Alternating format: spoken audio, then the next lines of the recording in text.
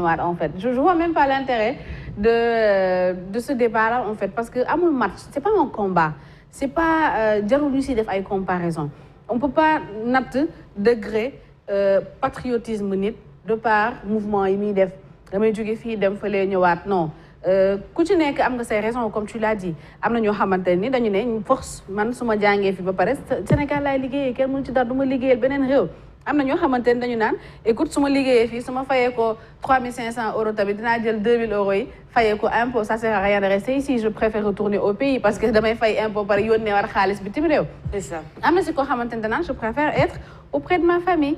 su ma jàngee pare mënuma toog bitim réew dafa yàgg je n'en peux plus je retourne au pays donc écoute gën a patriotisme gën a ñàkk patriotisme je pense écoute pour moi il y a pas de débat en fait il y a même pas match en fait parce que ku ci nekk ak say motivation ku ci nekk ak li la tax a jóg ak ku ci nekk fu yàlla tudd sa wërsëg également man loolu laa gëm. C'est ça il devrait pas y avoir comparaison mais les gens aiment bien en parler. Tu sais, la fuite de cerveau, c'est quelque chose qui date des années 90. Là, ce qu'on appelle un peu la fuite des cerveaux, le fait d'arracher un peu les ressources humaines à l'Afrique pour les emmener ailleurs, etc.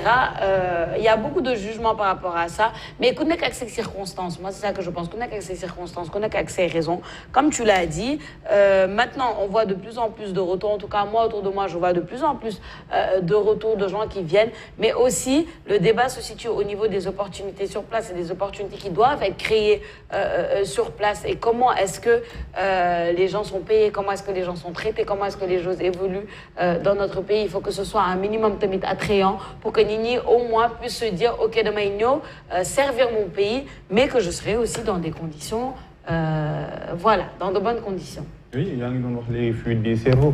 Mais ce fait qu'il y a une fuite des cerveaux de femmes, c'est parce qu'il y a une exclusion des compétences. Parce que fuite des cerveaux, madame, ce sont des cerveaux, ce sont des têtes. Mais est-ce qu'au Sénégal, on valorise la connaissance et l'illustration avec ces vidéos à l'école? Donc, il y a une fille dans un pays où on récompense plus ce qui est folklorique que ce que l'on connaissance. Parce que la science n'a pas de frontières. C'est ça. Même aux États-Unis, parce qu'on a la circulation du savoir. Et je pense que le mot patriotisme, est-ce que ça rime avec le travail? Peut-être dans les années de guerre, là, bon, dans les pays des reconstitutions, comme dans les pays asiatiques, guerre mondiale, après les gens sont allés étudier aux États-Unis pour revenir. Mais après, peut-être, ils sont allés aux États-Unis pour construire le pays. Je pense qu'on a dépassé un peu cette période parce que le travail, c'est une question de marché. Et sur le marché, c'est une question d'opportunité. Quand nous marions à une institution ou bien à une entreprise, on surfe sur les opportunités.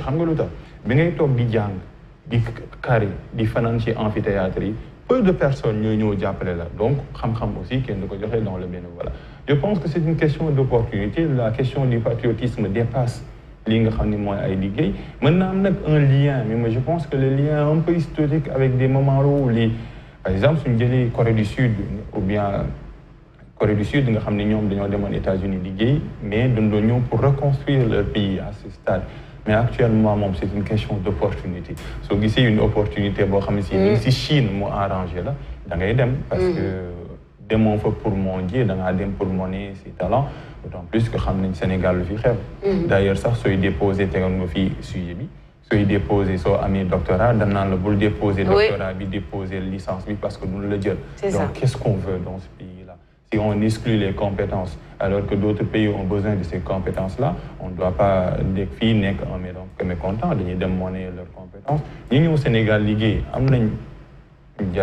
nous au Sénégal, dem Maroc, peut-être et d'ailleurs ça, l'argent qu'investit la diaspora dans cette émission est énorme sur le développement de notre pays. Donc bravo à tout le monde. Exactement, bravo à tout le monde et puis qu'on arrête les oppositions comme Nicolas. Je pense que tu as bien résumé le tout.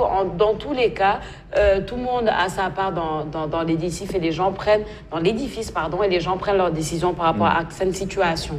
Aussi en même temps.